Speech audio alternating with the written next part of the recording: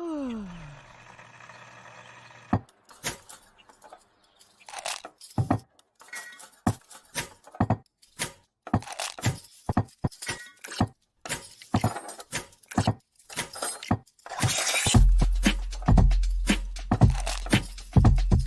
morning.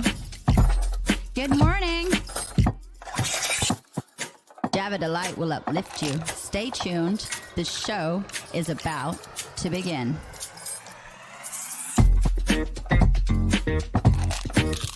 Grab your coffee.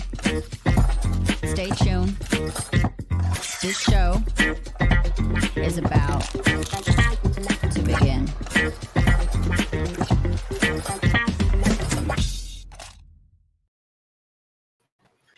Good morning, ladies and gentlemen, and thank you for tuning in to Java Delight, your mid-morning, your early morning, your late evening, whatever it is, that shot of Java with a little bit of delight just right inside you. Today, we have an amazing show planned, from the Queen of South Africa being able to present us with her beautifulness and how wonderful she's doing. She's going to tell us all about giraffes and sharks today. To, we have Miss Jessica Dugas going to be joining us. Her new show with the Jacksons premiered last night. We're going to talk about that a little bit. We're going to talk about the concert. That's a nonprofit concert coming up in December, to finding your voice and what that means. Because truth be told, finding your voice and speaking truth is very difficult at times. And sometimes having those hard conversations are essential. Tears may be the greatest cleanse. Guys, we were a few minutes late this morning, but as everybody knows, sometimes there is an important things you have to take care of, like making sure you get the shit out of you, like get everywhere you go, keep moving the best and get the shit brought up so that way it can be taken care of. Jessica's laughing at me in the background on that one. She's like, that's a good way of putting it. So, I am Brandon Croucher, CEO of Delight Cafe. Thank you guys for being here. Please do us a favor. Don't forget to go hit the like, the subscribe, the share button. Let your family and friends know about us. Let them know who we are and bring that positivity into the life of everyone around you. All right? So, Elsa, how are you, my sweetheart? I am so well. How are you? I am doing well. I that's the easiest way I can say it. I'm doing well. I'm trying to get this to play in the background so that way I could see what's going on the show, and it doesn't want to play today. Apparently, we don't have a show today. Like, we're just not going to go on. We're not going to show anybody anything. We're just going to sit here. Oh, cool. Okay. You want to just sit here and look at it? Doing it. Do you want to just look at everybody today? You and I could just sit here and look at everyone? Yes, we have a staring contest. Wait, I can win. All right, you ready? Set. And go.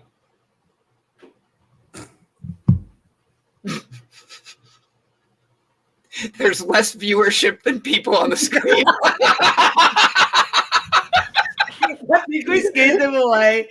They're like, I saw Jessica lean forward. She's like, I got this shit. Watch me. Watch me. Jessica's probably going to use all my F words for the week just to be cautious. I want to warn everybody.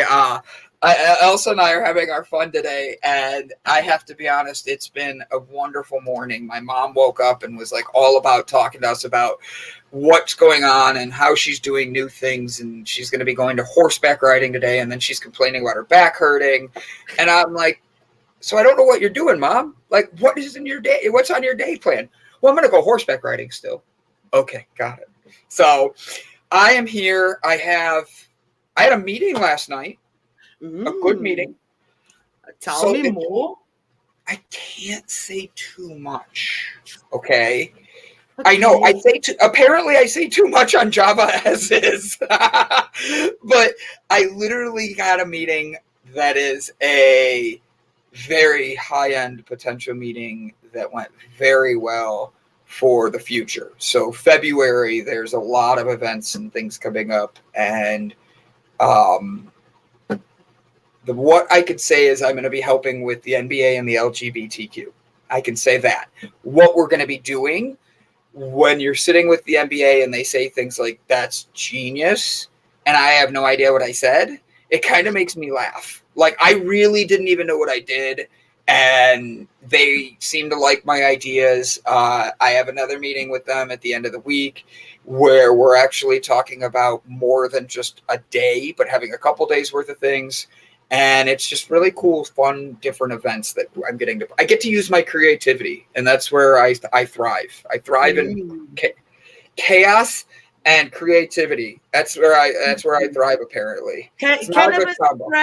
Cannabis, creativity, and chaos. I hate you for that because it came out my nose. My coffee. Oh man, that burned. That burned. How much points do I get for that? Oh, you get 3 life points for that. Good Lord. Like, I didn't expect it. You made me laugh. It came straight out my nose. Bob says your mom is a sweetheart. Bob and my mom connected in such a cool way. Like, Bob just sat there telling stories, and my mom just was floored by how awesome Bob's stories were of his faith, his outreach, his heart, and how he gets out there to connect with people. And it made it a lot more entertaining. So like Bob's stories, like tomorrow, Ilse, I want you to remember this. You have to ask Bob, okay? Hey, Bob, how did you meet your wife? Okay, I'll ask him. It is one. If you guys have seen The Notebook, guess what? It's 10 times better than The Notebook. Like, for real, it is the cutest effing story. He sat here telling us it, and Bob's heart just opens. And like, I don't think there was a dry eye in the house, and there was only 5 of us here. Like, even the dog was crying. That's how adorable Bob's story is for meeting his wife.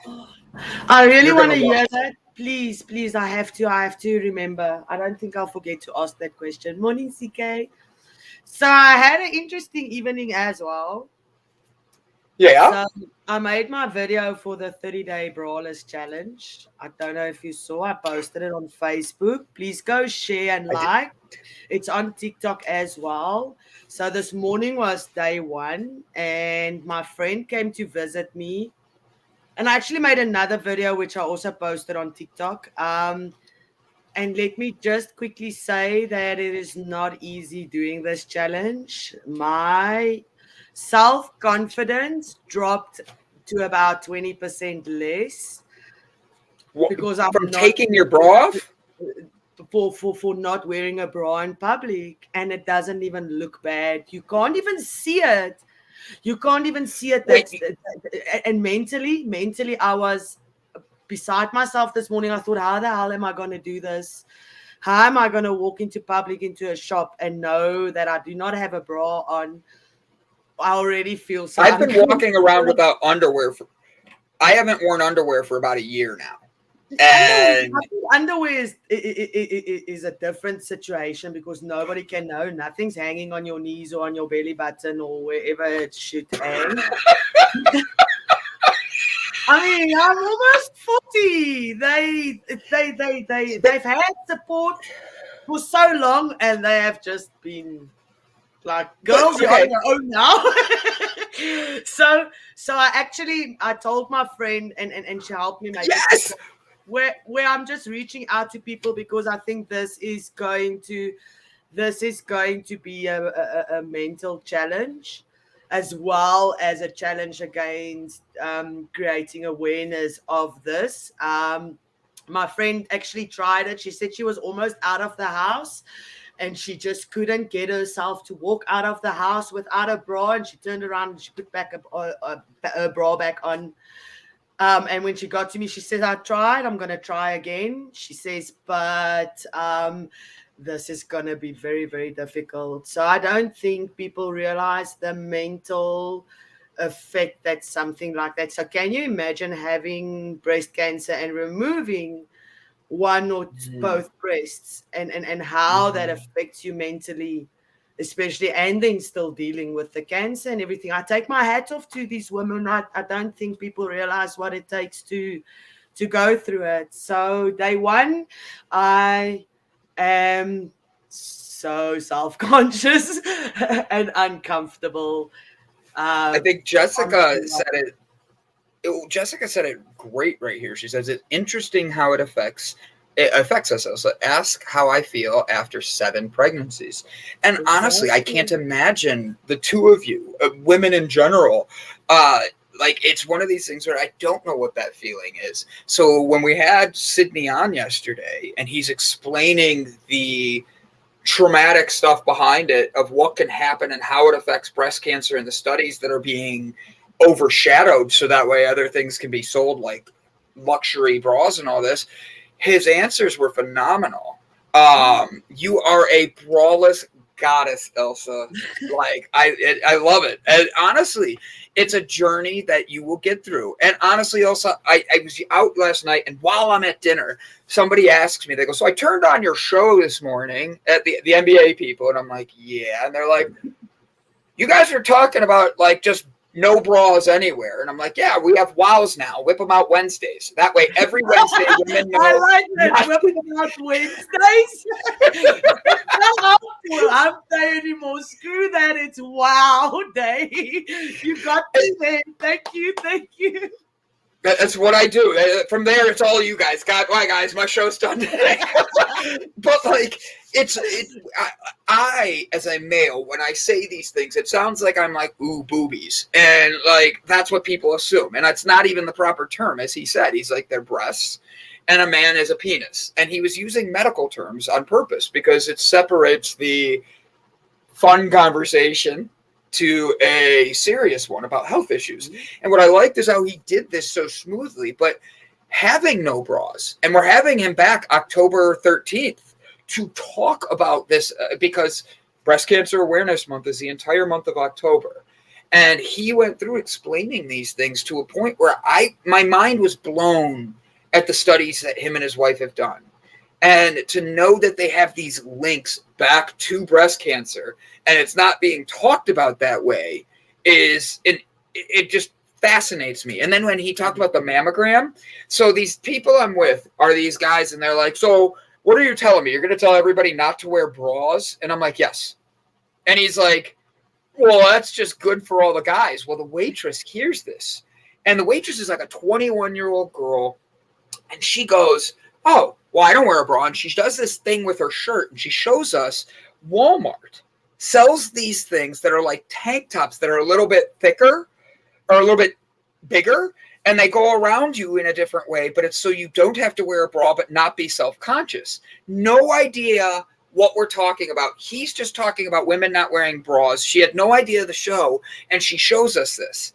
And I've never seen this before. I'm not a woman, so I wouldn't know much about bras. When I walked into Victoria's Secret, it's a cami. I have no idea what a cami is. I feel like that's something like they take soft material, so there's no wire. It pulls over like a soft tank top type of thing. And then it doesn't have the wire and it doesn't pull, but it doesn't give you that support. But it just makes you not feel as naked under a t-shirt as you feel when you used to wearing a bra. Can I ask a question? Actually, I'll ask my question when Jessica gets on here because we're talking about finding your voice. And the self-consciousness is where I'm kind of a little bit understanding. Like, and I mean this in... Ladies and gentlemen, hey, Jess, give me a thumbs up or thumbs down because I'm going to hit your button in a second because I want to ask a question. You need to be here. Cool. Ladies and gentlemen, Jessica Dugas.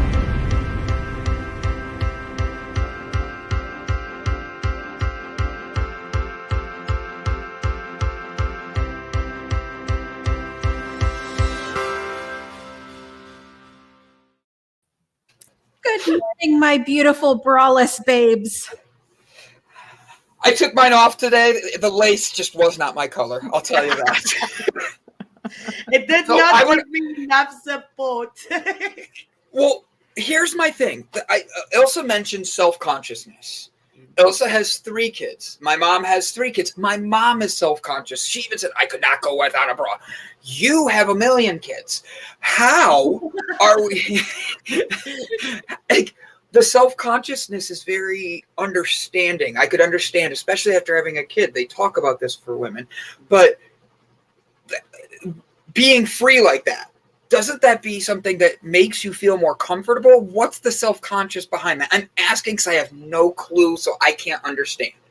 I think the waitress that, you know, you guys encountered that was listening, I think not the waitress, the person that you were with saying it's going to be fun for guys, you know, because I think that's part of it. I think that we are deal with immaturity sometimes from people, and not just men. There's women that are immature about stuff like that as well. And I think a lot of it honestly changed for me because I breastfed each of my children. And so that part of it, it starts to change you a little bit. You're like, you know, boobs are about more than just, you know, being eye candy for men. And they actually give life to a child, and but they can be used for so many things, some fun, some practical. And I think, you know, I very rarely wear a bra. I also don't go out a whole lot, honestly. But when I do go out, there are times when I find myself like, I should probably put a bra. Like if we're going to go to like a fancy restaurant or something like that, just because I sometimes feel better at how I look, like CK Ford was just saying about how I look in an outfit or something compared to how I look without one after having 7 pregnancies, 6 babies, breastfed, because your breasts change after that. Correct. Right. Well, so I like how you phrase that, is like going out. It's about the support and how we look and feel in our clothes. 100%. But that's what he was talking about, is how Sydney was saying, like, your body will naturally pull them back up, is what he was saying. That'll make them perky and stuff. Now, you've had kids and you've been wearing it for your life, like, and all that. It's one of those things where it is different for the longer amount of time you've had on it. But I'm curious at the fact that like I laugh because right here, this is the person I knew who would throw a comment in there. Anytime I'd tell her like, well, bras are bad, she would tell me like, no, they're not. And I'm like, okay, like, why don't you want to wear a bra? She's like, when you have big boobs, Brandon, I can't ever go for a run. They're going to hit me in the face and stuff. And I always thought that was a cute way of rebuttaling, but there is a truth behind that. They do get uncomfortable. 100%. They do need and I'm saying that as a fun thing, but for the perverts, as I would say, like, we all enjoy boobs. If you see a good pair of boobs, I think everybody looks. And I mean that as a funny way of saying it, but the truth is behind it, that's also there and most likely looks very nice because of a bra, because of being held up to be something to make it look nice, to bring attention to it. So, well, that's my question is like, you hear people say stuff like that all the time, like a good pair of boobs. Well, what's good? What is it about it that you enjoy? Because of the fact that in real life, you know, there's like Sarah was saying, gravity. I've talked about breastfeeding and pregnancy, and when you gain and lose weight, especially if it's in a short period of time, that can completely change things. And I joke all the time. As soon as I start to lose weight, that's the first place. That's the first place. And it's like, Jesus, why do I even try? But it only gains last. It loses first, but when you pick up weight, it's always the stomach and the butt that gets bigger, and then only the boobs. So it works the other way around. Take it out of my stomach and leave my behind alone. Leave my boobs alone. Just leave the rest alone. Now, I wouldn't know. Like Ilse, I know she's not today because we've had the conversation. Whatever. But in public, how do you not? Like, there's that issue of like, you want to feel comfortable of who you are, and I don't want to be the guy. I wouldn't be the guy, but there are guys who'd be like, what do you do about that? And as a guy, how can I be more appropriate for women? Because I can't walk up and be like, here's your bra. Like, that's just inappropriate. Sarah used to beat me up when I did that. So true. I mean, truthfully, you're not going to encounter that a lot. Like, I would say a huge majority, the vast majority of men are not going to like stare at you or come up and say something, or, I mean, that's not a majority. But my thing is, if it is a majority, where the hell are you? Like, can we pay attention to where we are? Like, where are we hanging out that this is a thing that people are behaving that way? So I think that's another question as well. I don't know. It's 100%, because this is a topic that everybody's going to have their own opinion on for different things. And Donnell Jackson says, Brett, that's funny, because just treat me like a dude is what Britt said. And I think that's a good way of saying it. It's start with that level of respect, that it doesn't matter whether there's a bra or not, or I'm not wearing underwear or not. Like, I can't tell you how many people have, when I'm running something, walked up to me and privately lean in and go, so you're not wearing any underwear? And I'm like, why the hell are you looking at my stuff that much? Like, and it makes me, I swear to God, it's weird to me. But people notice. There is a DJ on TikTok. I can't remember his name right now, but he always has the camera in a certain angle. And so he's DJing like a set.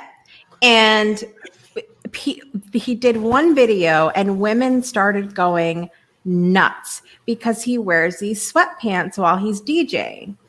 And the comments were just going, and he never says a word acknowledging the comments, never, because you can see things. It's very clear that there is no support under the sweatpants.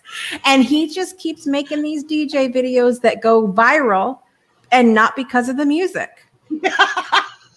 Is he like related to like another, like the elephants?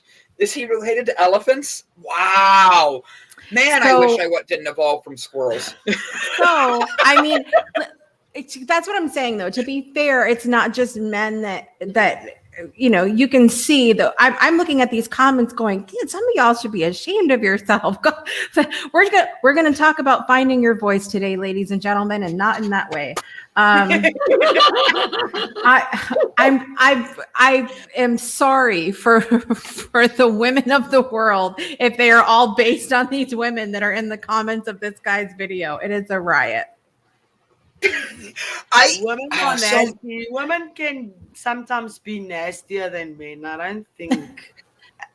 Really, that's why you can't just say it's one gender. You can't just say it's one race. There's just some nasty humans out there. Exactly. Yes, right. Some of them are nasty. So last night I'm watching the Jacksons and I'm listening to their conversation and I'm asking questions because I'm trying to get to know it. They did phenomenal from Who Said I Love You First. I had to ask because I was positive it was going to be Donnell. I was positive he said I love you first. And when she said, oh, my heart broke. I was like, damn, I would have lost money on that bet. But I would have guessed Donnell too, actually. Right? And he was so, they honestly, guys, next Wednesday, I'm going to be pushing it again because they brought Wednesday after next, every other Wednesday. Oh, it's every other. I'm so sorry. So Wednesday after next, I will make sure we're marketing that because the truth is, guys, it was a wonderful conversation about male and female, and these two just kept it balanced. I had fun asking some silly questions that they laughed at and then came back and answered. And I learned more about them and different sexualities. When she started going, whether you're pansexual, whether you're bi, I don't care who you are. I was dying in my car. I'm listening, going, this is the greatest thing ever. Because she was honest, but with a very good message behind it. And wasn't being insulting. So loved it. And Britt, she says we're all sexual beings. It's natural to have attraction. Absolutely. Now, I agree. It's how you treat the attraction. Right. How you treat the person you are attracted to. Are you going to treat them like a piece of trash or are you going to have respect for them? That's where it comes from. Yeah. And that's the thing, is the respect part. And I think that gets left behind because let's be honest. If I walk up and a girl's not wearing a bra and I'm using me, so that way no men think I'm using them, okay? And I start hitting on a girl because she has no bra on and all that. Am I actually getting to know her, or am I focusing on the physicalness of something that, you know? And that's where a lot of us have a hard time, like, breaking those things. But well, like, what's interesting. I watch Married at First Sight on Wednesdays, and one of my favorite shows, because there's a lot of relationship stuff in there. It's a train wreck, but if you can get good. You can get past the train wreck part. There's some good shit in there. So, but anyway. There was a girl on wedding day, one of the girls this season, they're on season 13. All of the women, in fact, all 5 women in the weddings had very low cut dresses this season. And everybody on all of the, groups and pages where people are dishing about the show, all of them had something to say about the fact that you could see more breast in this episode, in this season, than ever before. And the one girl, she has a larger chest, and they were not like, perked up to her neck like you see a lot of times. And people just constantly were like, she should have had a better bra. She shouldn't be wearing that. She shouldn't be showing anything at all. Her boobs are too big. And it just, it was really disappointing to see how much they pinned these women together based on something that all of us have. They're all different. Yes, we don't have control on what they're going to look like. I mean, other people don't have control what their faces look like. I mean, so how do you justify flashing somebody for something they have no control over? Yeah. Agree. 100% agree. I'm trying to answer for guys. And I mean this in a sense that, like, oh, boobs hurt. No, like, I'm answering, like, how do I, man, because there's a difference between a man and a caveman, Brandon. I think it's and a Neanderthal. I mean, listen, are you going to be a mature man? Yes. And realize that, hey, any this is what bodies do. Yes. Okay, perfect. I love that. And I want to point out, there's a lot more men out there that have bigger man boobs than women. So, guys, do yourself a favor. Realize when you take your shirt off, you don't get turned on by yourself. Stop being turned on by other things, okay? I'm just going to throw that out there as a guy. But, oh, Lord. I'm sorry if that offended anybody, but if you have man boobs, like, I could keep going all day. So, Jessica, finding your voice. You and I were talking backstage, and sometimes finding your voice can be very difficult. It could be not even knowing you're hiding your voice, to not even knowing that when you speak your voice, you're not speaking from deep down inside with the truth. Mm-hmm. Help us understand finding your voice better, especially with WOWs coming up now. Whip them out Wednesdays. I made that a joke so that way people can have fun with it. So please know I want that to be a positive thing. Yeah.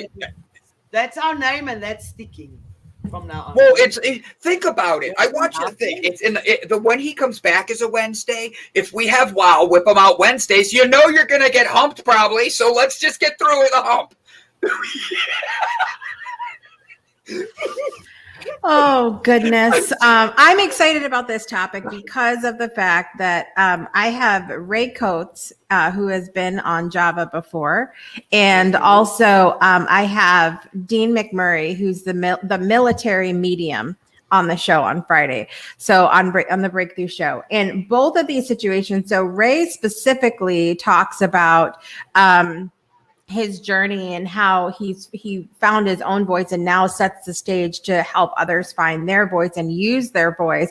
And also, while the military medium didn't talk about that directly, it tied into his story, because here's this guy who did over 20 years in the United States Army and is dealing with, throughout this, a spiritual awakening where he's realizing he can see dead people, as they said in the Sixth Sense.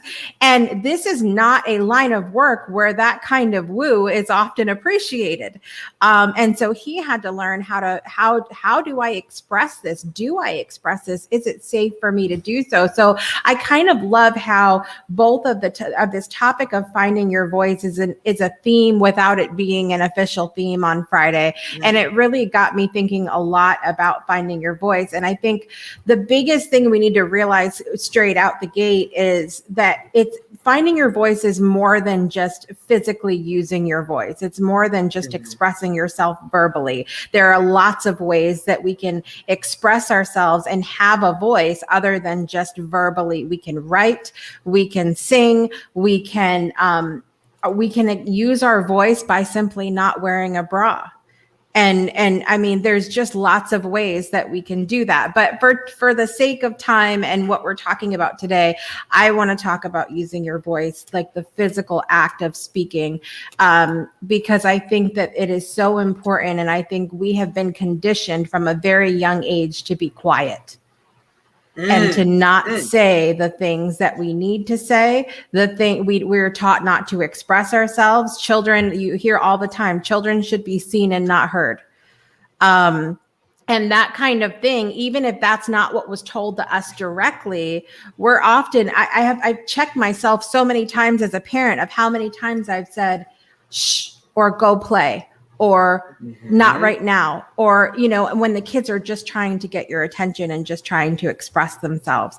And so I think there's three things that, how do we know that, so we're all adults here, and how do we know that we need to work on our voice? Because some of us are like, oh, I'm talking in the comments. I talk a lot. I don't have a problem using your voice. I would question that. And these are some of the things. So number one is the obvious. If you're not using your voice at all, do you hold yourself back? Have you held yourself back? Have you ever gone to say something and said, oh, I don't know if I should say that? Or have you ever found yourself getting really frustrated or angry inside because you haven't said the things that you need to say? So the first one is simple. How do you know you need to work on it? You're not using it. Seems very simple. The second thing is maybe less obvious, because like I said, a lot of people are like, well, I talk a lot, so I clearly don't have a problem. If you don't have control when you're using your voice, then that could be covering up for a lot of things you're not saying, from the important things that you're saying. So if you're constantly just talking about the weather and, going on and on and on about what are the deep, important things that you're not talking about. I think that's something really, so if you find yourself in this conversation going, I don't have a problem with that, I talk a lot. What are the things you're talking about? What are the things that you're not saying? And then the third way that you know that you have things that you need to work on with your voice is if you have health issues around your throat and your neck. So we know about the energetics, the chakra system, the different areas of our bodies that hold energy. The throat chakra is one of I think the easiest things, in my opinion, to become blocked off because we're not expressing ourselves in the way that we need to. And Ray and I talk about this on Friday's episode. He actually didn't know that I was going to go there, but we both kind of got giddy that we geeked out for a minute about the goddess of affirmations, Louise Hay.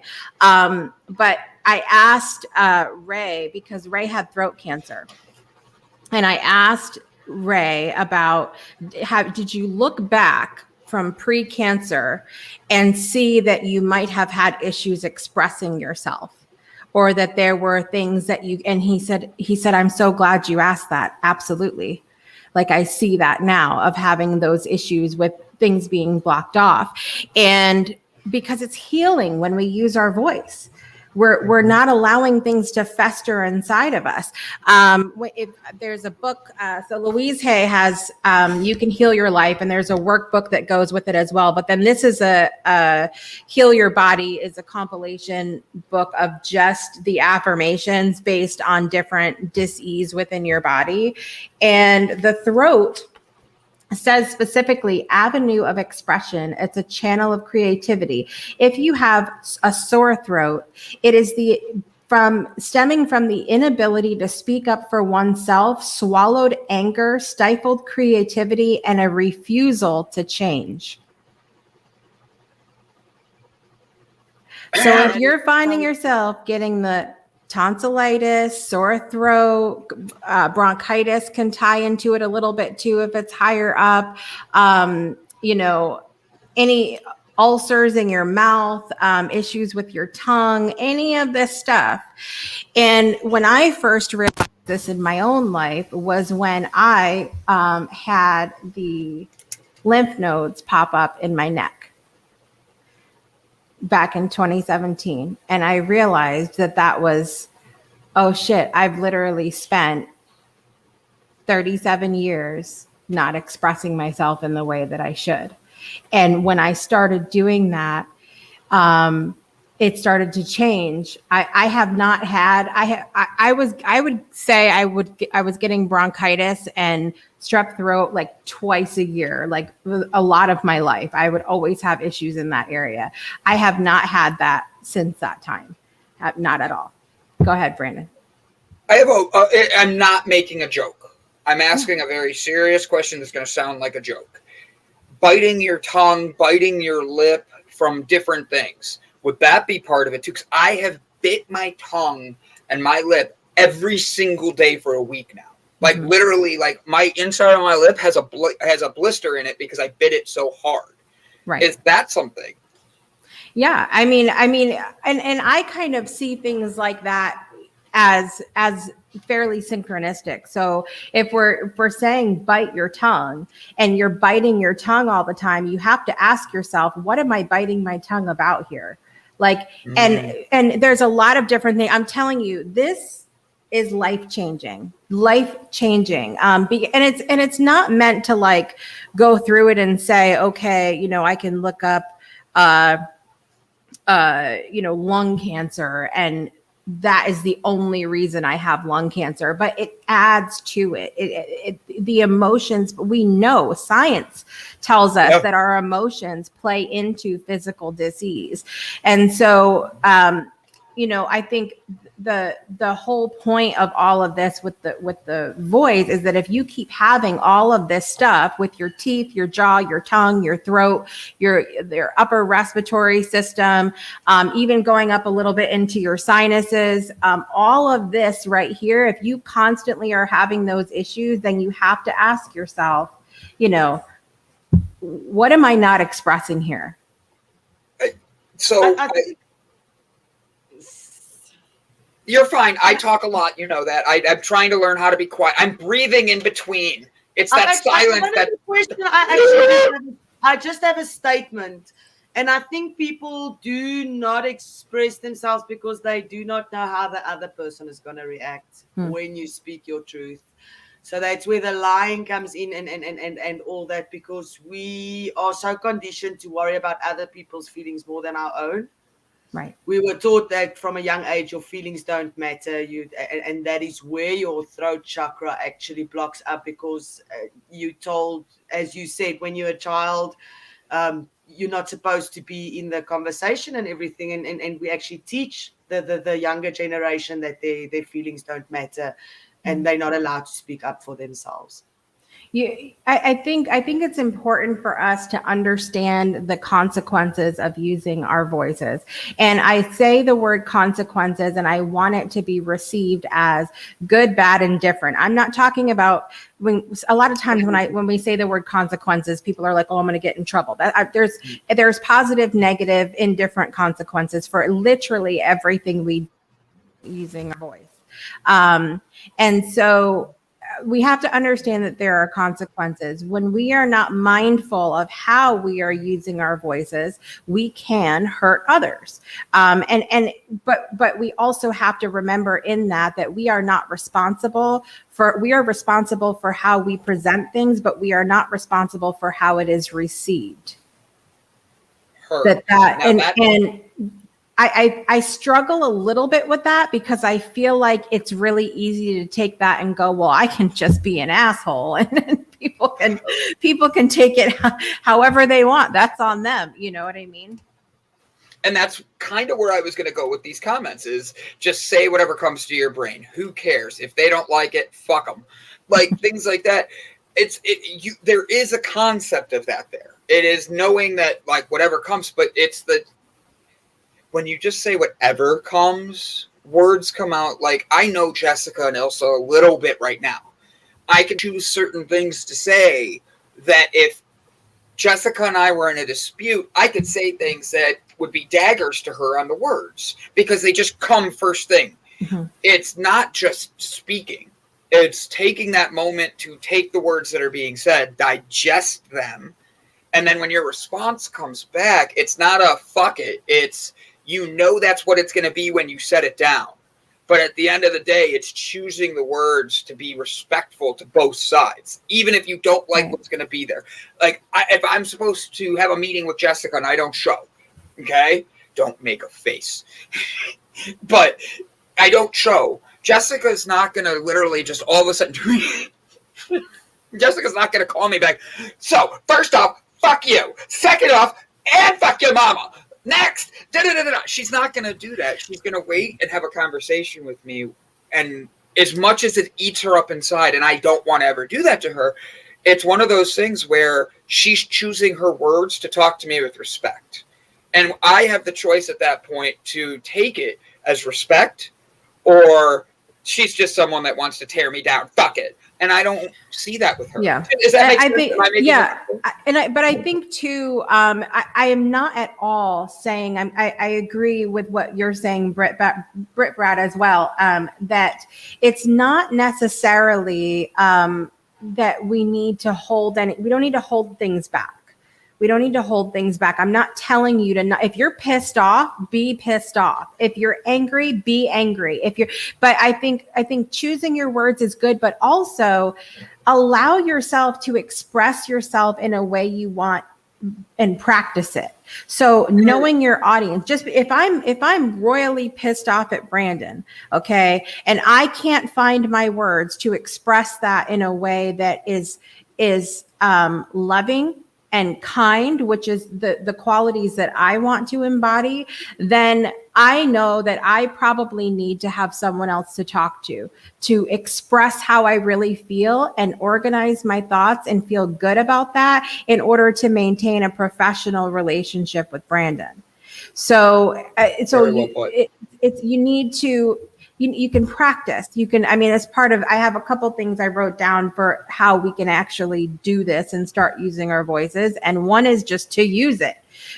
And part of that is to practice, especially if you know you have control issues. If you know you were not born, the stork forgot the filter when he dropped you on the porch. The stork forgot. That's what happened with my husband. It fell out in the next country over. So... I love your husband, him and I. Oh, now I see why. Bless his heart, he can't stick up for himself while he's at work. I love you, honey. Okay, so practice if there are control issues. Know your audience. If you know, I think, look, if we love someone and we care about someone, we don't want to hurt them. Most of us don't want to hurt the other person. So why would you then allow yourself to just word vomit something that is going to hurt them? Practice, find someone else to talk to, know your audience. And then the last part of using your voice, that this first part of just use it, is you're never guaranteed. You could take your words and you could slather it in a delicious caramel, and you could wrap it in a beautiful wrap with a beautiful bow, and somebody's still going to take it the wrong way. Somebody's still going to take it in a way that you didn't intend. So we have to let go of perfection and expectations when it comes to using our voices, because you are not guaranteed that no matter how many times you practice, no matter how well you know your audience, no matter how pretty you box up your words, that somebody's not going to take that some kind of way. So in what Britt Brad said, just fuck it. There's only so much you can do. Yes, talk about it. Yeah. Did you see Sarah? He always up for semantics and some antics. Yeah, that sounds like me. That laugh was so cynical behind it. Oh man, it was great. The second thing I wrote down is to be a person of your word. And this goes back to what I was talking about not having control when we talk sometimes. And I will tell you a little why I'm passionate about this, super quick side story. I have a good friend of mine that I was friends with since high school. We were really close in high school, and she wanted me to come up for her wedding. And I kept saying, I will be there. I will be there. I will be there. I will be there. I will be there. I will make it happen. And then something happened and I couldn't be there. And I felt horrible. I felt horrible because I felt like I promised and I can't be there. And then I said, I feel so bad. I got you the most amazing gift. I hadn't gotten her anything yet. I got you the most, because I was trying so desperately to make up for it because I felt so horrible about not following through. I got you the best gift. I can't wait for you to see it. So then I got her the gift. I went out after I said it and got her the gift. And then I said, you're going to love this gift. I'm going to put it in the mail. Put it in the mail. Kept saying I put it in the mail. I didn't put it in the mail. And it just never got, and it was this constant, like me trying, this was like 20 years ago, of me trying so desperately to show up, and I kept failing myself, and I kept talking and blah, blah, blah, blah, blah, to make up for my own lack of following through. And it was after that happened that I went, this is not the person that I am. This is not the person I want to be. And at what point did I not feel safe enough to just say, hey, I can't come and I'm sorry for that. And just let it be.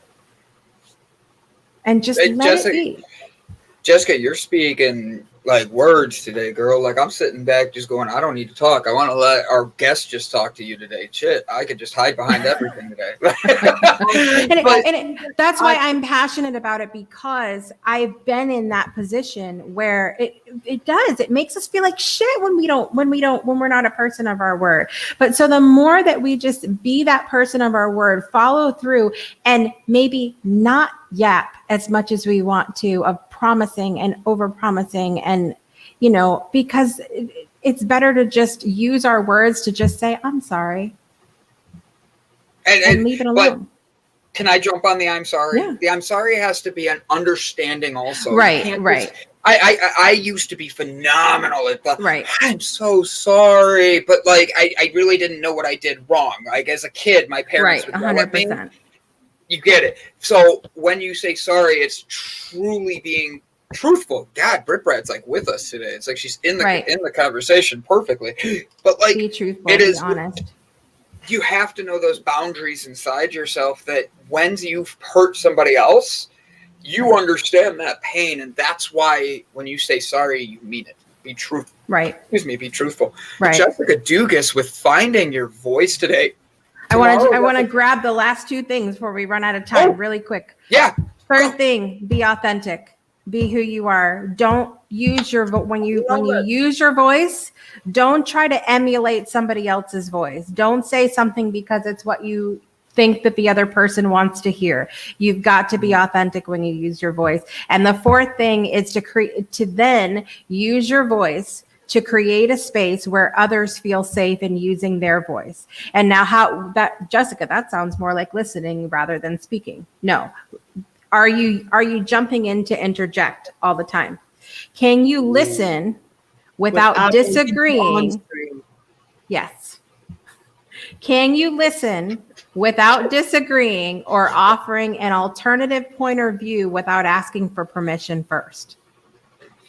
I want to say that one again. Can you listen without automatically disagreeing or offering an alternative point of view without asking for permission first? That's very. And then the third part of that, creating a space where others feel safe using their voices. Are you being judgmental? I have to check what is your face saying right now, Jessica?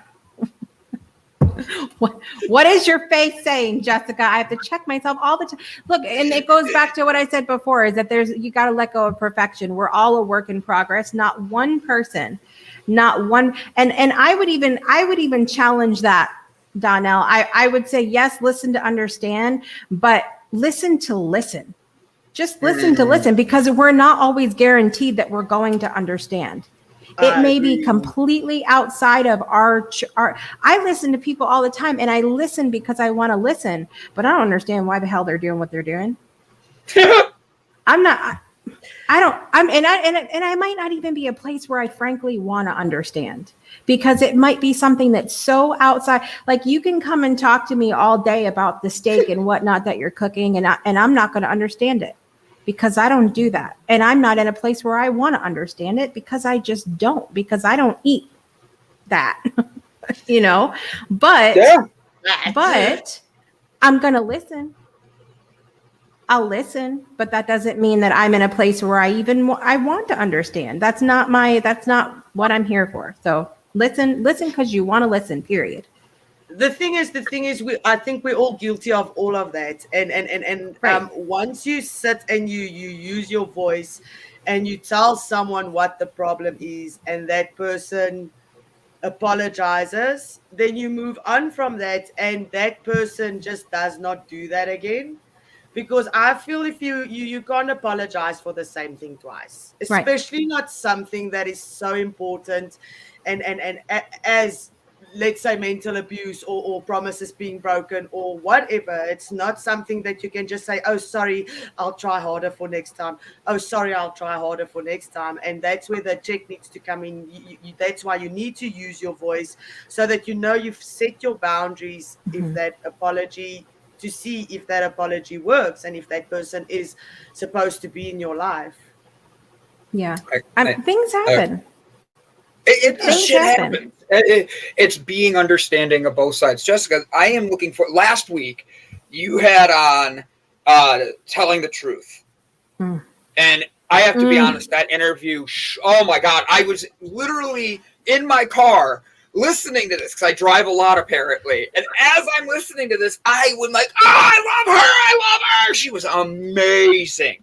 Phenomenal interview. I am so excited to hear what's going to be said. Guys, don't forget to text Jessica at her community, 256-685-7092. 256. Gotta wait for it to show up again, because I don't remember. 256-685-7092. Text the word breakthrough. I was like, I should just point to her. Listen.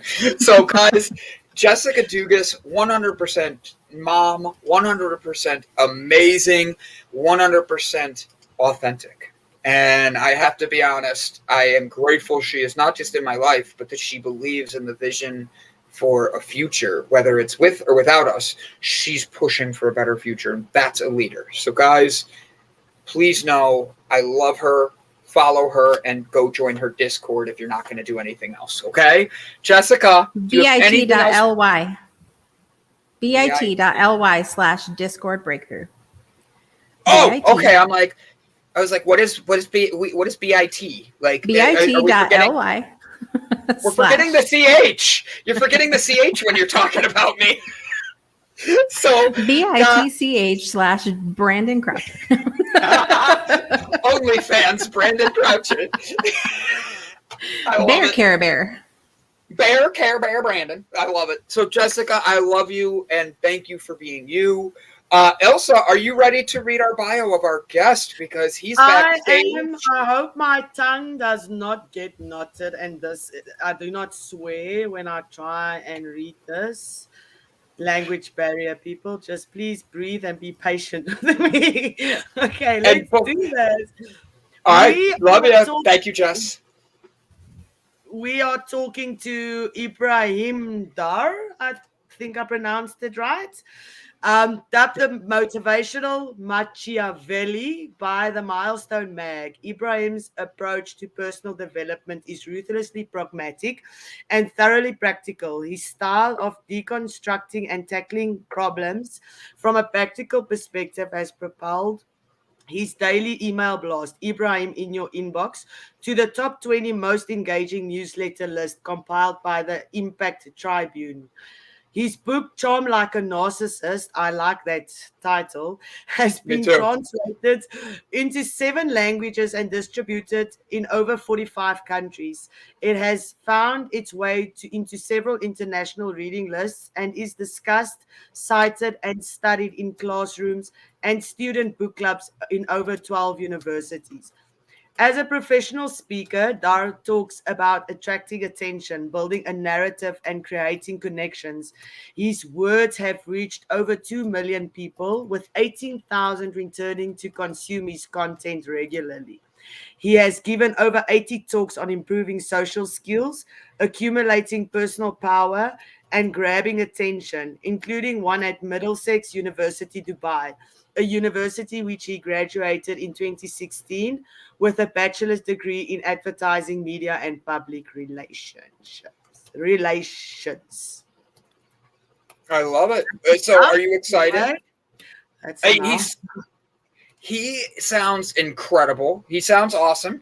He's having some IT things right now. He might be resetting his internet and then joining us. So what I'm going to do is hit our sponsors, see where he's at, and then you and I are going to dive into this. Thanks again to Jessica. I need 2 seconds. All right.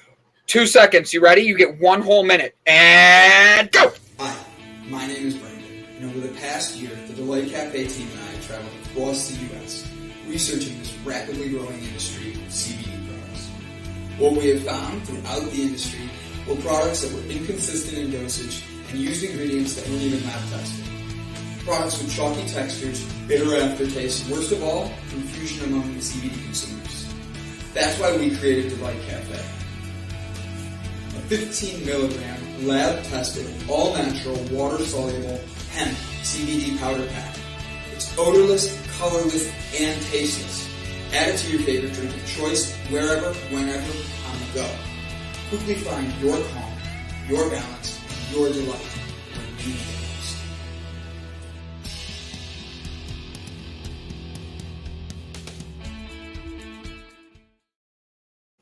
And we're back, ladies and gentlemen. Oh, we have an echo. Oh, okay. Give me a second. I'm just gonna put on my earphones. Take your time. I'll go to your website and read the bio. Sure, perfect. So, guys, I read part of his website this morning, and I was 100% just in awe of everything he's doing. You're being brainwashed, okay? Thought of the day. Hey, you're being brainwashed, and you cannot stop getting brainwashed because your brain absorbs, as my internet loads, your brain absorbs content, stories, opinions. An average person is exposed to over 5,000 ads every day to sell you what you must have. They make you feel as if you lack something. It is therefore essential to make a list of what you have, what makes you feel like you're enough. Review the list every morning so you start your day with gratitude. That is a great way of saying this. I love how he comes out with this right away, shares this, and he brings a positivity that I think is amazing on this because he writes something every week.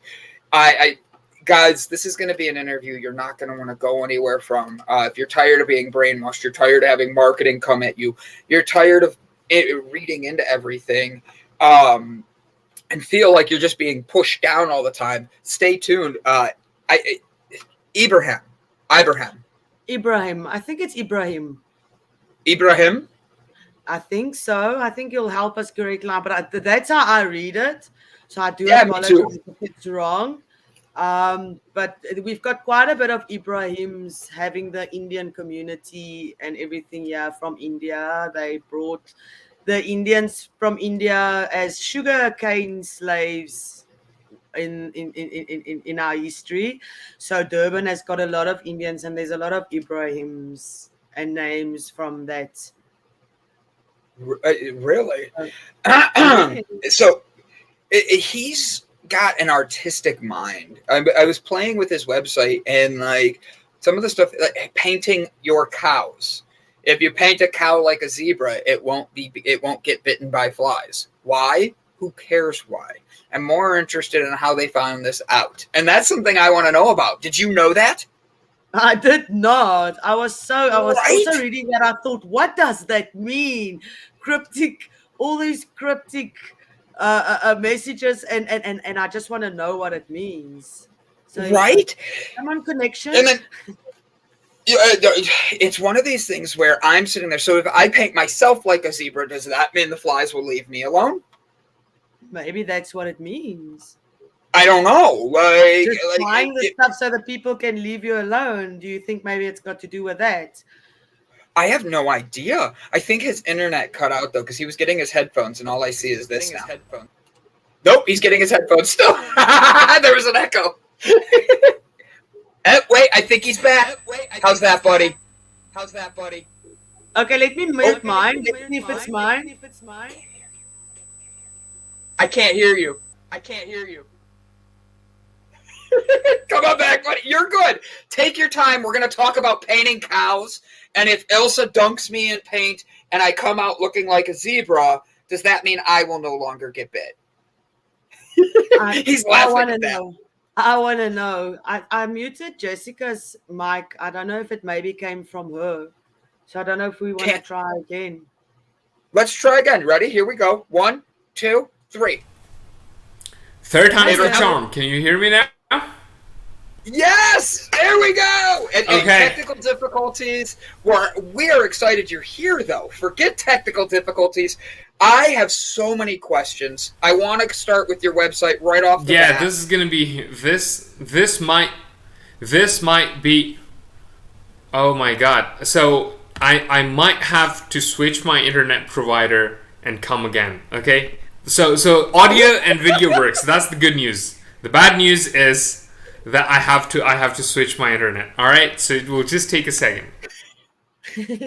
You're good. Take your time. We will be here. I will pull you out when you come back. Give me a thumbs up. Yup. Ilse, I'm making you the star of the show right now. Talk to us about. All right. So I'm going to bring up his website, and that way when he comes back, like we'll be able to know more about him, what's going on. Internet issues have their things. Ibrahim, when you're ready, buddy. Where'd he go? There he goes. Give me a thumbs up when you think you're ready, and that way I'll keep an eye on you. Okay, buddy? Because I'm sure there's an echo too. Did you put me on the spot now all by myself on the screen? I did. That's nasty. Why you do that? That's nasty. I love it. Painting a cow. I want to know more about this, and it's because of don't operate as if you. So here, I'm going to read it. If you paint a cow to look like a zebra, it won't get bitten by flies. Why? Who cares? I'm more interested in how they found this out, and they found this out the way we find out most things: experimenting. Experiment and unlock new insights. Don't operate as if all of these.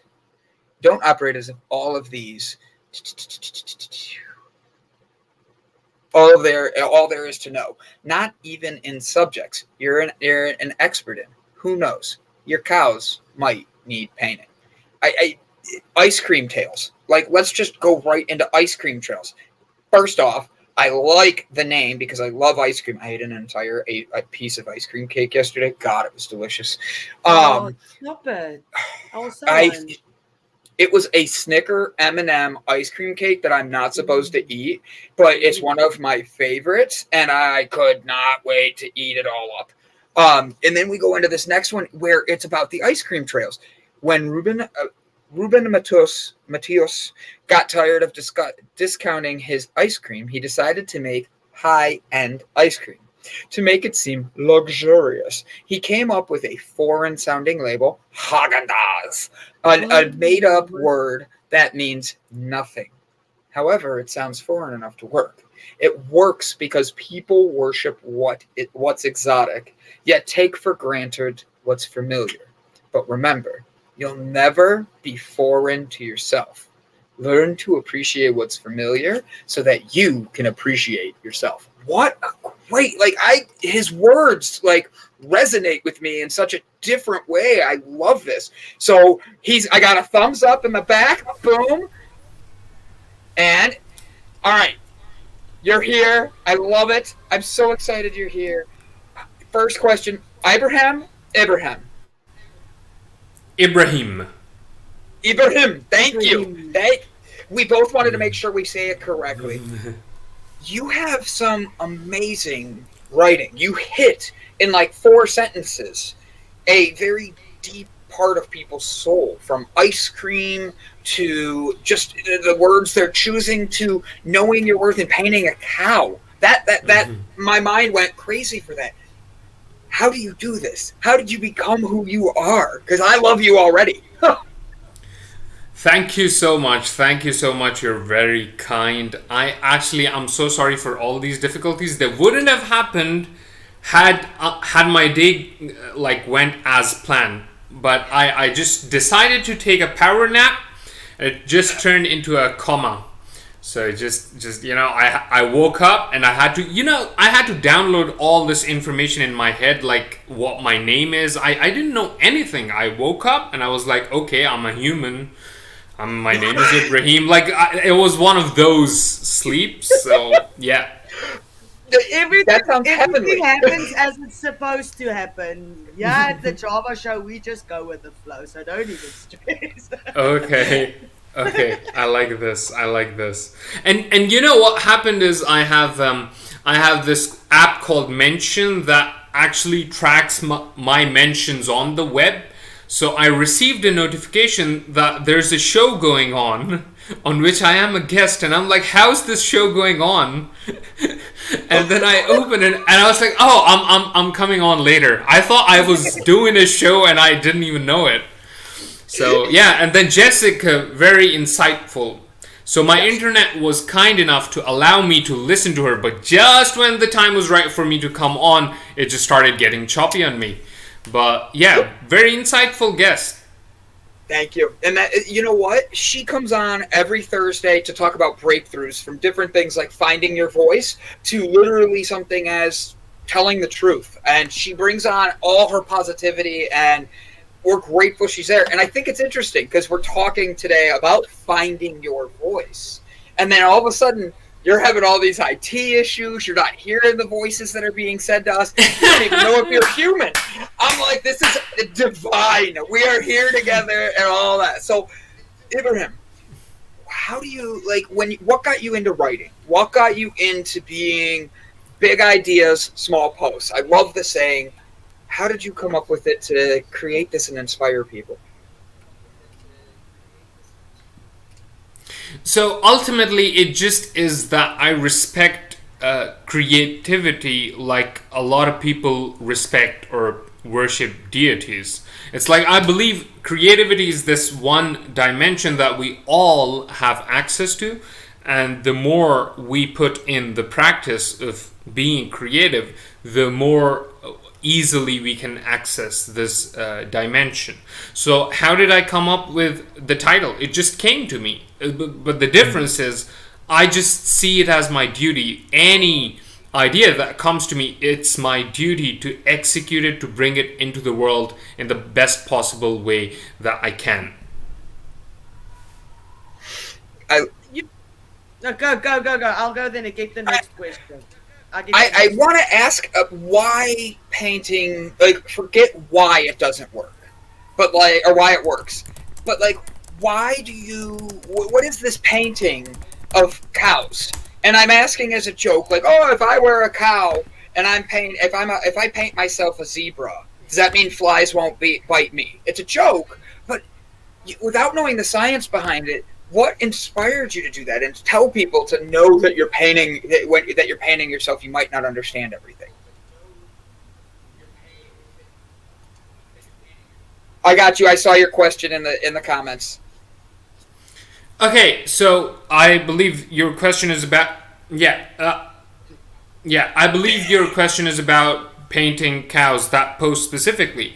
I literally just read about, because I subscribe to a lot of knowledge channels and I consume different trivia. I just came across this weird piece of information, which was that if you paint a cow like a zebra, it doesn't get bitten by insects. And instead of thinking what everyone thinks, like different, like why this happens, I thought of how they figured it out, because somebody might have had to actually paint, like whether somebody had a hypothesis they wanted to test or somebody was just painting cows, somehow they got this piece of knowledge that no one seems to be looking for. Like, we can figure out how to fly planes because people were trying to find ways to travel to a different place without being at sea. But how do you find out how cows can be bitten less often? So questions that people don't even know, they don't know the answer to because no one's looking for them. How do you get that information? And it just interested me a lot. And ultimately it's about just following through with your interests and listening to people with interest as if they have something interesting, something new to offer. Like with your guest Jessica, I was listening quite closely what she had to say. I wasn't like, okay, I'm gonna come in when it's my time to come in. I was paying attention with an open mind that she might have something interesting to say, something new to add to my knowledge base, but also something to spark in my own memory that could help the show, for example. And it actually did towards the end. She was talking about yapping and then regretting that, and I have an amazing story about that. You want to hear it? Yes.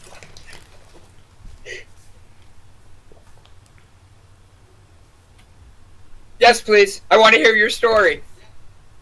Okay. So I was. This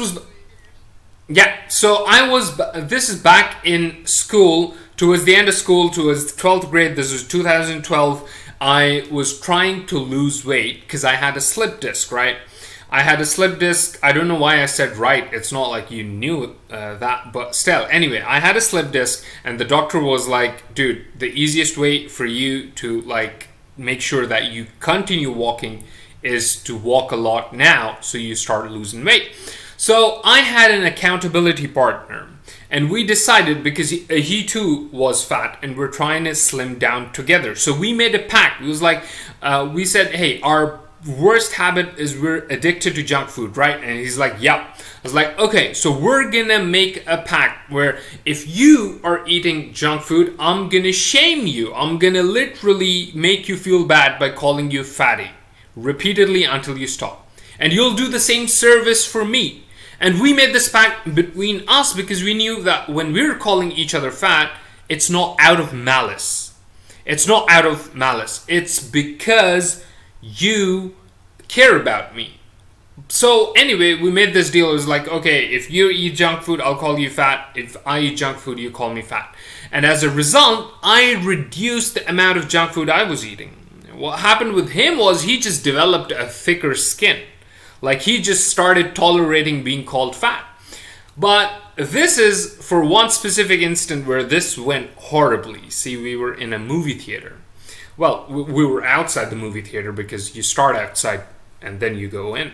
So we were outside and we go to the popcorn stand because this guy wants to have a tub of popcorn. And usually he gets salted popcorn, and my favorite is cheese popcorn.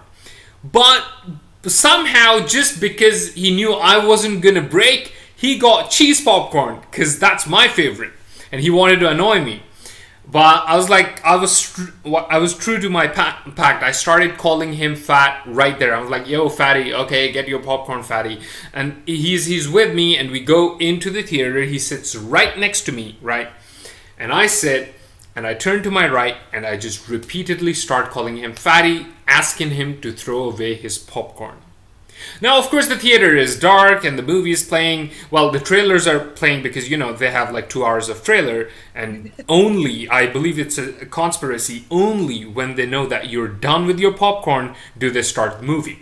Anyway, so the trailers are playing. I'm just repeatedly calling him fat, and he's just developed a thick skin, so it doesn't affect him. So I'm basically just repeating it for myself. I don't know, but one thing happens. There's this bright screen that comes on because of some logo on a white background, and the theater lights up for a second. I notice he's not sitting on my right.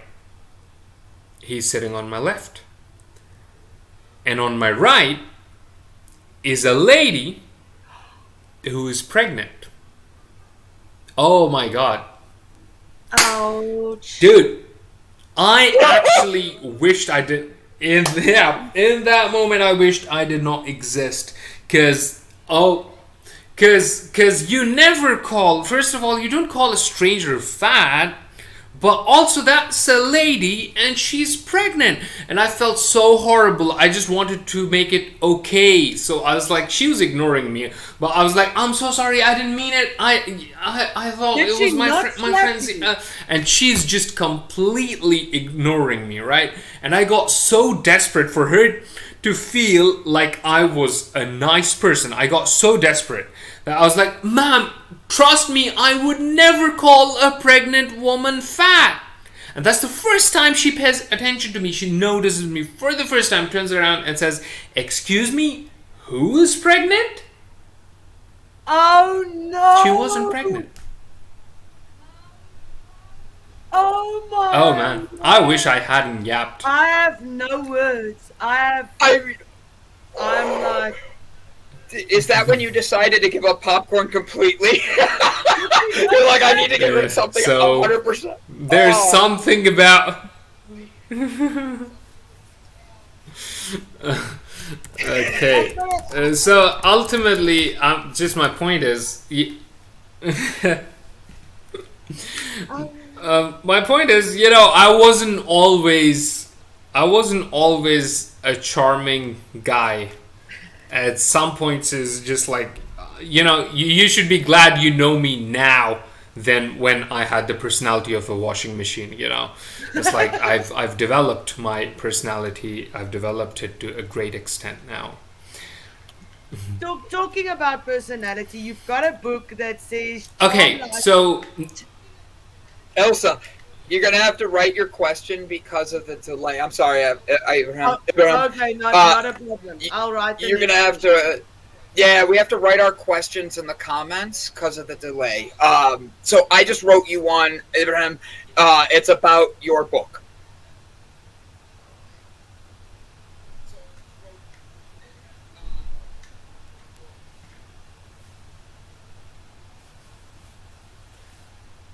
Okay, so regarding my book, Charmed Like a Narcissist, thank you for actually liking the title. I too like the title, and this comes from just an awkward date that I have. I'm just talking of the title. The book itself is a different story. I'll tell you why I wrote this book, but why I chose this title is because I went on a weird date, and on dates there's one rule, and the rule is you don't discuss exes. And guess what we do? Within the first 5 minutes, we're discussing exes.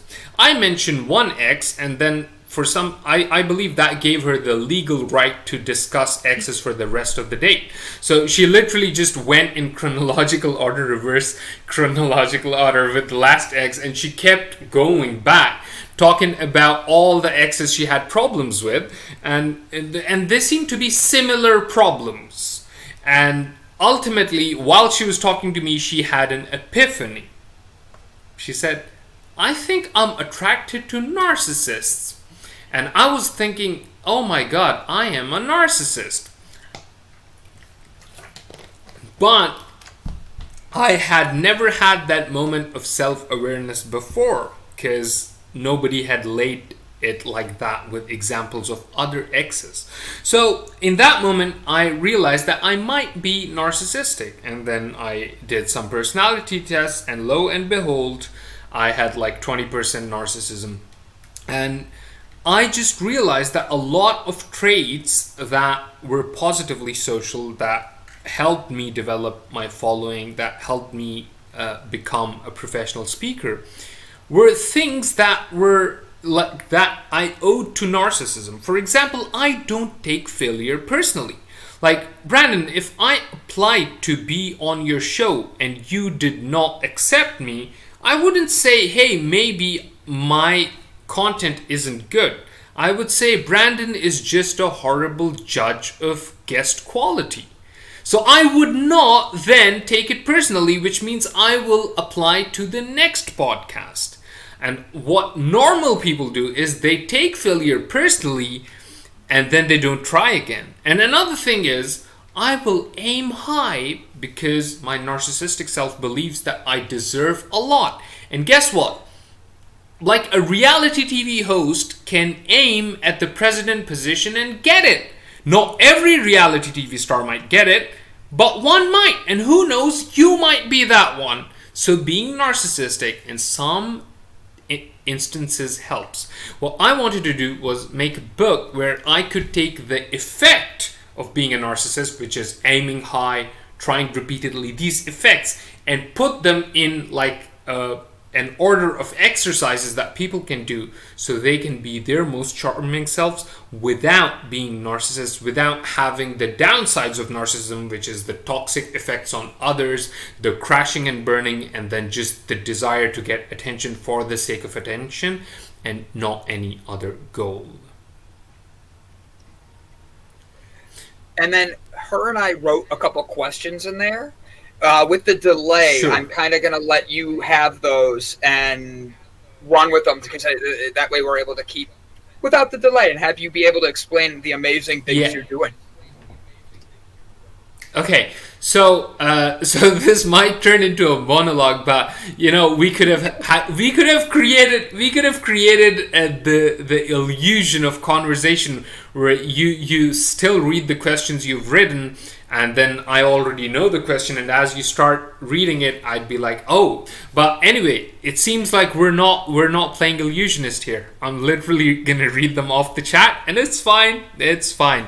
Okay, so you asked me first the title and then the book. Look, I'll tell you something about the book, man. I wasn't a good-looking guy. I was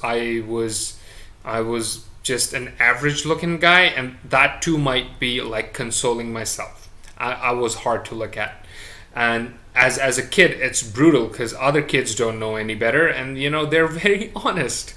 So I wasn't good-looking, and as I said, I had the personality of a washing machine, really. It's just rinse and repeat. So what that does is it makes you invisible. And at school age, that's not good. And I had to develop my personality one trait at a time for students who don't know any better, for kids who don't know any better, to like me and to want to hang out with me.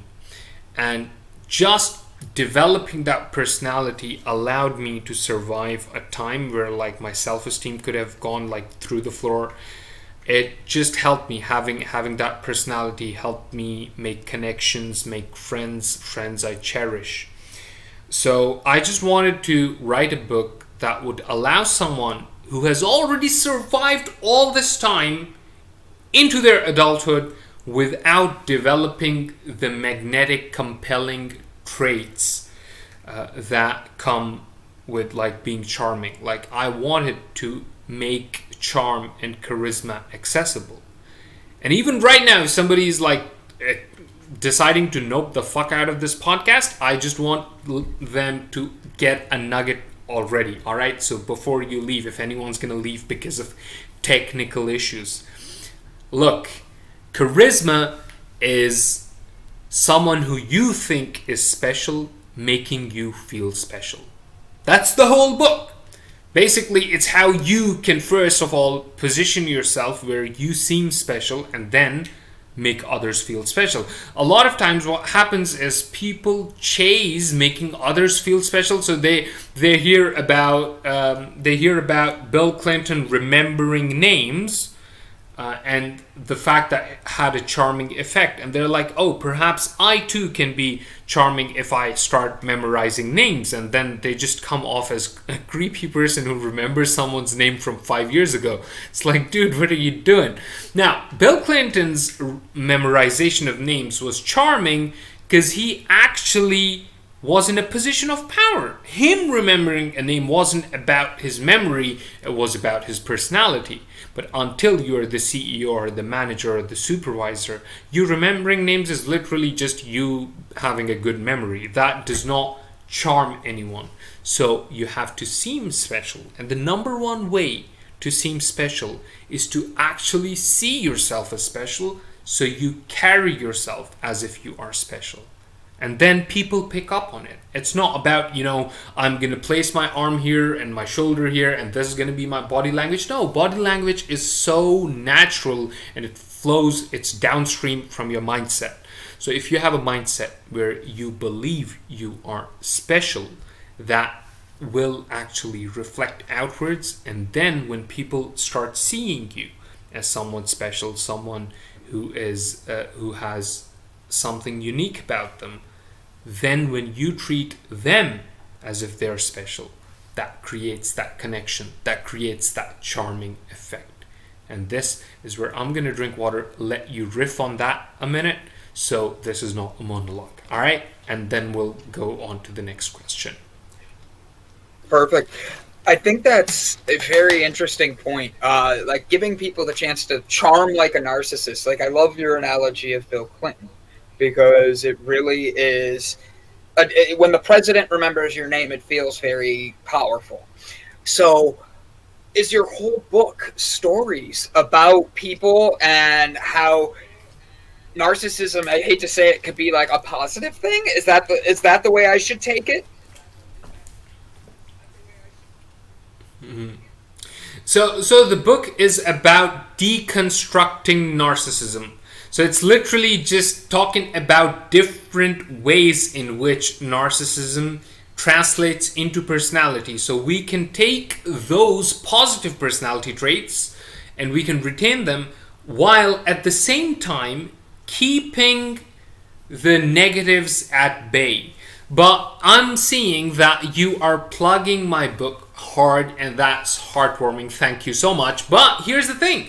For your customers, okay, I want them to take the money they would have put towards the purchase of this book and put them towards Delight CBD, a product which I cannot buy where I am because I'm in a Muslim Arab country, but still they can do it. All right. So here's the thing. I'm going to give a digital copy of the book for free to everyone who goes to the blog that you pulled up, right? My blog, IamIbrahim.com. Subscribe there with your details and you will receive these blog posts in your inbox before they're published online. And anyone who subscribes to the blog gets a digital copy of the book right away. So that's that. Just take the money you would have spent towards the book and just buy Delight CBD. Again, a product that I cannot buy in Dubai because it's an Arab Muslim country, but still, good for the people who can.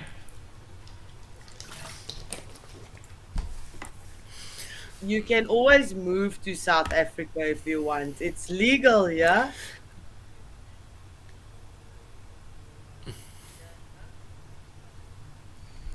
So, because the delay is still plaguing this podcast, but we're going to power through. I'll tell you something, guys.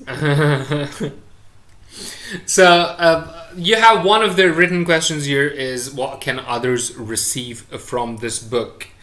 Others can receive two main things. One is they can receive tactics that they can use to ascend to powerful positions, because it's much easier to charm from a position of power, right? When someone who is like a rich billionaire is weird, we just say he's eccentric. Same person, if they didn't have a lot of money, it would be like, that's a weirdo. So ultimately, a lot of times in life, tangible positions of success offset a lot of personality failures, right? So the first part of the book is it just allows you to have that mindset. It allows you to develop a strategy that puts you in a position from where charming people is literally just being nice to people. So the book will teach people how they can ascend to those positions and also how they can easily charm people. So these are just two things that people can get, and ultimately this will help them if they have jobs to get noticed, to get promoted more, if they have a business to get better business deals, because ultimately people, what they like to do is they rationalize that we're working with this business because they are this and this, but ultimately people just like a fun hang. See, Brandon, if your audience just notices that your podcast is fun, they don't care that your CBD is organically sourced or from tested and this and this percentage. They're like, these are fun guys, I'm gonna buy from them. And that's literally how the world works. So much of success in life is about being a fun hang. And I know we've all been told that we're a fun hang by the people who coincidentally or just ironically keep rescheduling plans to meet us, because we're not actually fun hangs. They're just saying it to be nice. But if we actually learn how to be a fun hang, to be fun to hang out with, so many opportunities open up. And with this book, I genuinely believe that even if you take like one nugget in this book, it will just transform your success rate in love, life, and just your business. So just the fact that you can add something to your personality, the way you tell stories, for example, the way you carry yourself, the way you get out of a rut, so many things in this book. And the best thing about me is that I have a short memory. So I literally did not remember my birthday, by the way. So I have a short working memory, and that allows me to be creative, because the ideas that I might have ignored last time come to me fresher with different other ideas, and then they just collide with each other and new ideas are formed. So it helps me be incredibly creative. But the best part is I write a book and I go back and I read the book and I've already forgotten what I've written, and I'm reading it and I'm like, wow, this is fire. Cause I didn't actually remember the stuff I have written, and I'm like, I'm loving the book as I'm reading it, and it's so apt for the title, Charm Like a Narcissist, because there couldn't be anything more narcissistic than literally reading your own book. But I have made the book such that it is accessible for people who don't even like reading books. So even if you check out the free preview on Amazon, you can see it's like punchline after punchline after punchline. It's like rewarding. It just carries you through. It's a breeze to go through. So even if someone doesn't identify as a reader, it's just like, much like my blog post, it's quite interesting. It carries you through.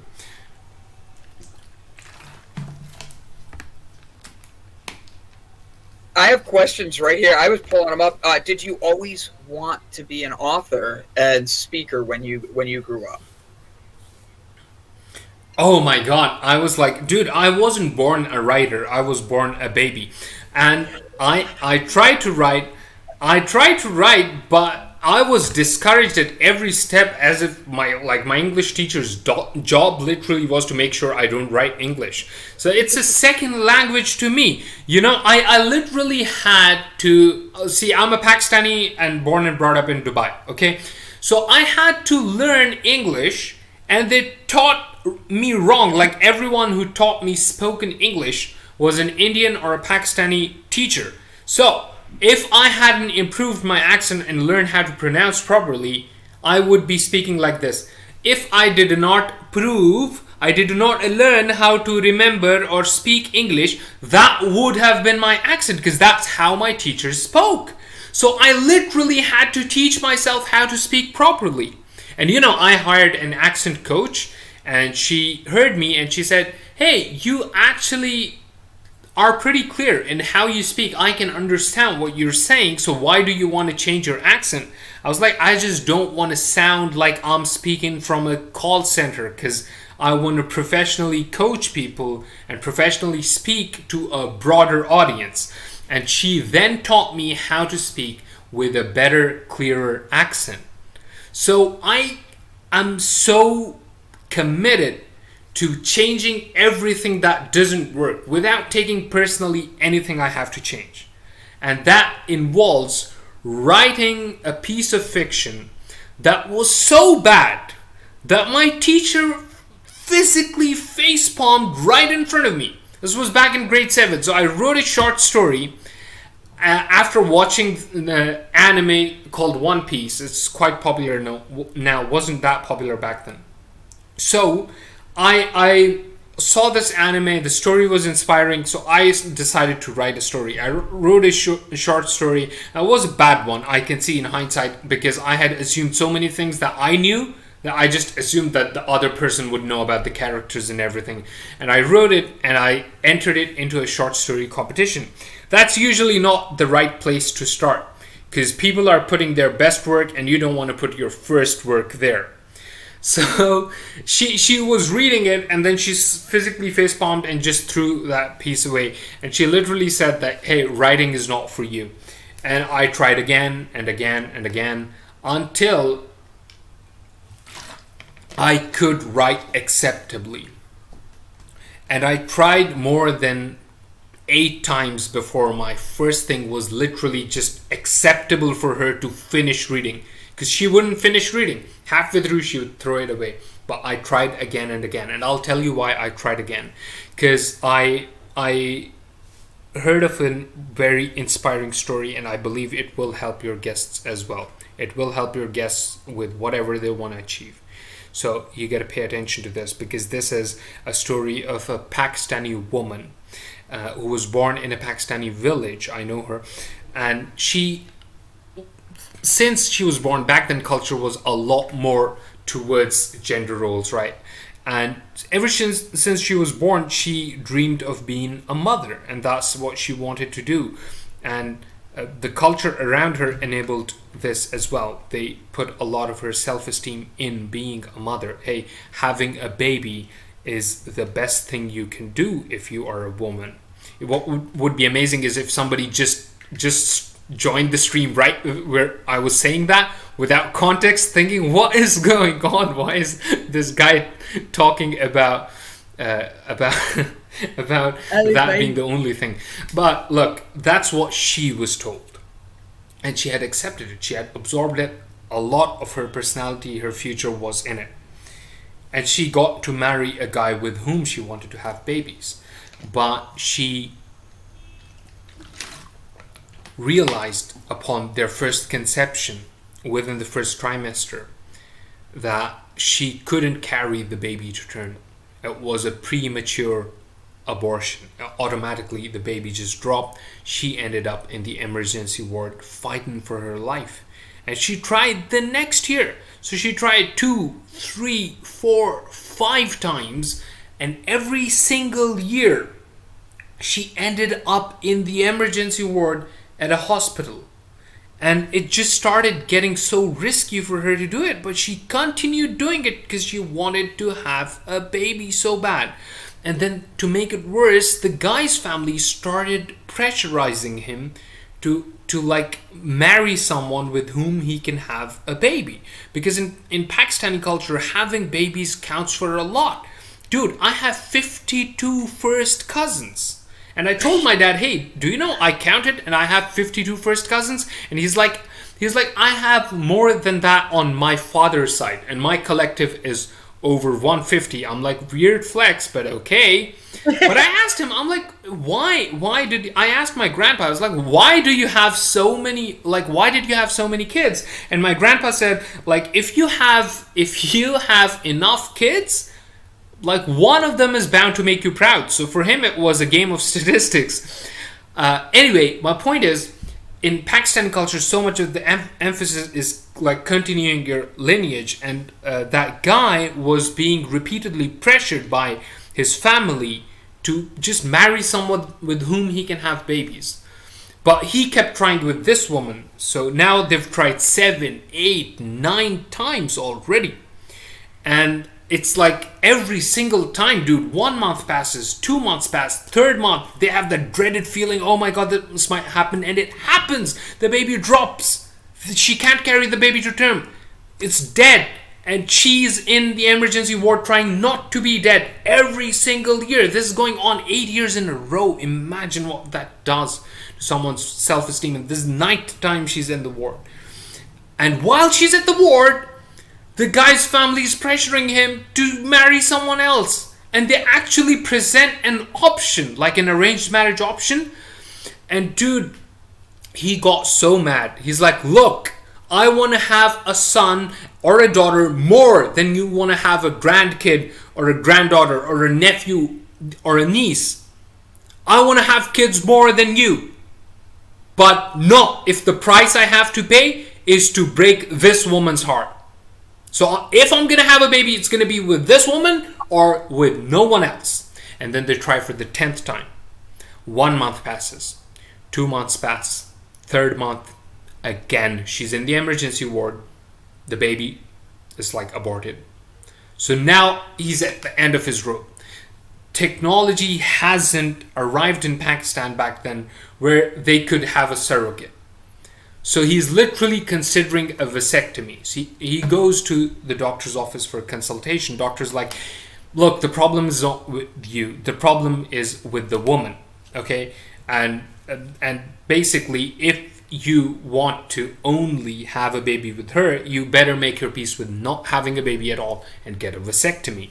And he walks out of the consultation room, and the woman, his wife, is in the waiting area. She asks him, what did the doctor say? He looks her in the eye and he says, the doctor said, this time we're going to have a baby.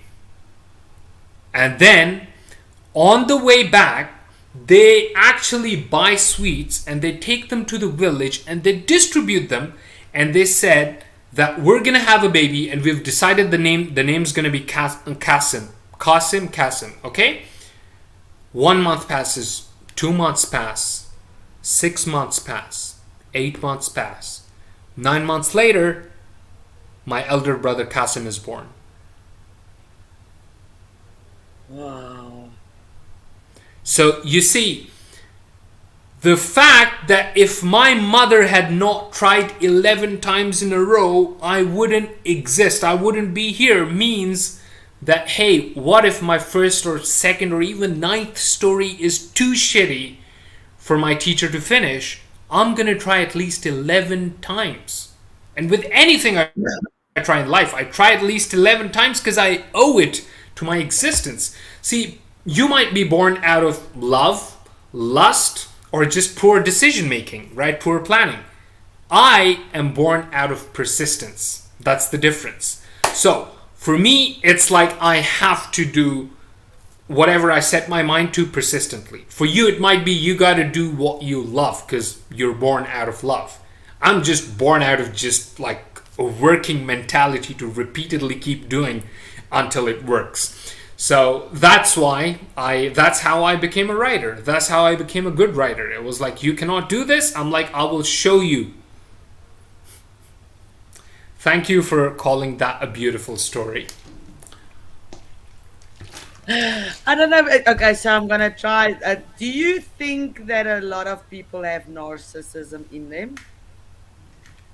Okay, so when we're born, we cry for milk and we don't actually ask permission or look at who else is there or whether somebody's in a meeting or in a Zoom call. We just cry. And that's narcissistic. We're ego-centered and we believe that everyone has to serve us. And here's the thing. As we start growing up, we develop the theory of the mind, which means we start noticing that other people too have minds like ours. So as a result, we start changing how we feel about ourselves and we start accommodating others. Some accommodate others more and become people pleasers and are then used as doormats. Some adjust more functionally and are able to balance the give and take of society. And some of us literally don't grow up. In that, we remain ego-centered. We're like, it's all about us, and we just grow outwardly, and that's how narcissists persist.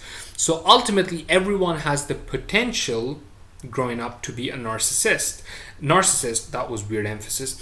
A narcissist because if they are completely ignored, it comes out as a defense mechanism.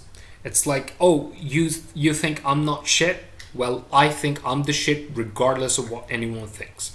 Or it can be because your parents never said no, so you literally didn't develop that that sudden moment of realization where, oh, maybe I'm not the main character in this story.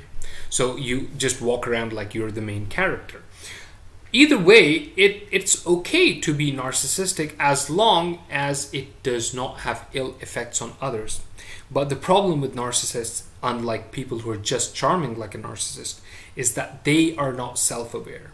The people who just learn to take what is charming about the cult leaders who develop these massive followings and just do that in their own life, is that they also have the gift of self-awareness, which gives them an edge over narcissists. A narcissist doesn't, first of all, know why people are following them. So they just believe that they're just this great personality, and whatever they do, nothing can affect how compelling they are to their own people. And before they know it, they've tweeted the wrong thing, they've said the wrong thing, they've done something wrong, and suddenly, as a result, the people are disillusioned. And there's always a crashing with narcissists. With people who just develop a healthy theory of mind and grow considering others, having empathy and all of that good stuff, and then seeing, oh, narcissists' failure to take failure personally works for them. Narcissists' high aim works for them. Narcissists' personal myth of greatness works for them. Just knowing those things and then incorporating in their own life makes them a well-rounded, better, charming person. So you're getting comments about how amazing you are and how you're inspirational and all that. Okay, so you're talking about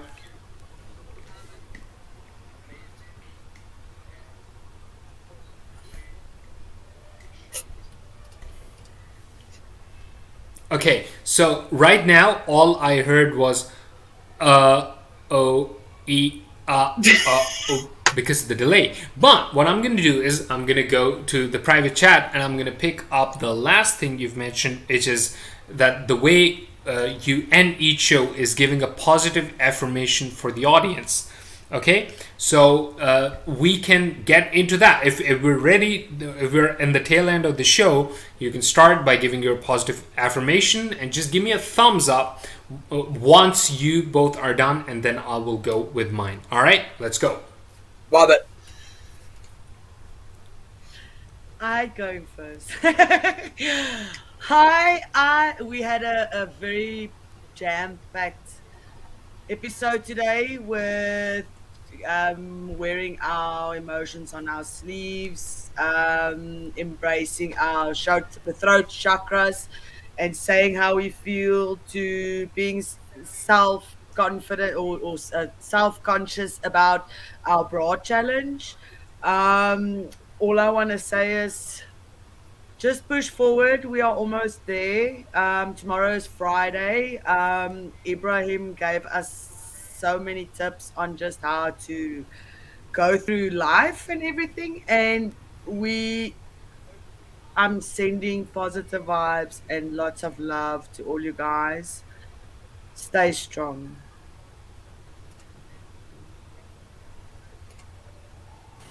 Thank you, as always, for having me on today. It was a great conversation. And Diana Hardy said, it only takes one voice at the right pitch to start an avalanche. And I think that from that, we can really understand the power of the voice if we choose to use it. And I think that one of the biggest things we need to decide is how we're going to use it. There's a quote I'd like to finish with from Nicole O'Neill that says, when you find the courage to use your voice, it has the power to positively inspire and change the lives of others. It's one of the special gifts you have to offer the world and is something to be cherished and championed, never hidden. I hope you guys have a wonderful rest of your week. Very well said from both of you. Thank you, guys. I have to just sit back for a second and be in awe of the universe and how things play out. Last night I lie down at 10 o'clock at night and I'm reading a book, and all of a sudden a note card falls out of the book, or a business card, and it was from someone very special that's believed in me a lot, and it was the chapter they wrote in this book. And seeing the note from them was one where it was like, finding your voice is difficult, but being able to connect with each other, see the individuals for who they are, and bring out the best is something everybody's striving for. And hearing one another through charm like a narcissist or what, it's building up your best you. And Ibrahim has provided such a strong storyline for everything he's doing.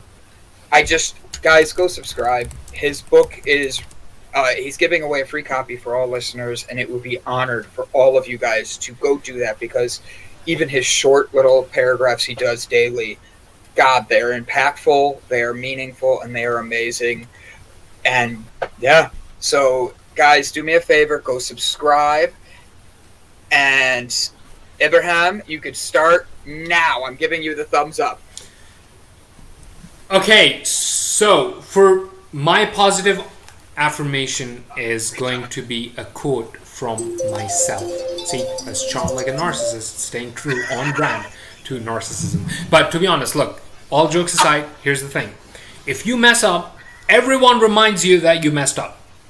And in fact, if you lose the way to your home, you will remember it. But every day you reach home and you don't remember, hey, I reached home properly. But the day you miss a turn, you're going to remember. So when you mess up, you remind yourself, and everyone else around you reminds you. But what about the times you don't mess up? So make sure to count your virtues, to have a balanced view of yourself. Most of us have a view that leans negatively because the world reminds us that we've messed up, because the world reminds us that we had IT tech issues. Okay? If a podcast goes smoothly, I'm not going to remember it, but IT issues, I'm going to remember it. So we always tend to remember issues. See, you gotta remember the good things. So please make it an exercise to write down at least 5 victories today. 5 victories. Doesn't matter the size of the victory. It might just be you managed to smile throughout the day. So just 5 victories. Remember to write them down, read them out loud, count your virtues, because everyone else counts the flaws. Let them do that. Thank you. Wow. I honestly, Ibrahim, you're welcome back anytime. You have now you'll get it. But you're welcome back anytime. I'm super excited. I subscribed before the show even started. I've seen a couple other people hit subscribe. Guys, write down your 5 victories today. I'm going to make a picture and post it on social media. I want everybody to write their 5 victories today and read them out loud to themselves, because that will show positivity to the world. Guys, this is Delight Cafe. Thank you for tuning in. Jessica Dugas, thank you for being here. Ilse, you're still a South African queen. And Ibrahim, please come back anytime, my friend. You were such a spark of light, so thank you, my friend. Guys, have a great day.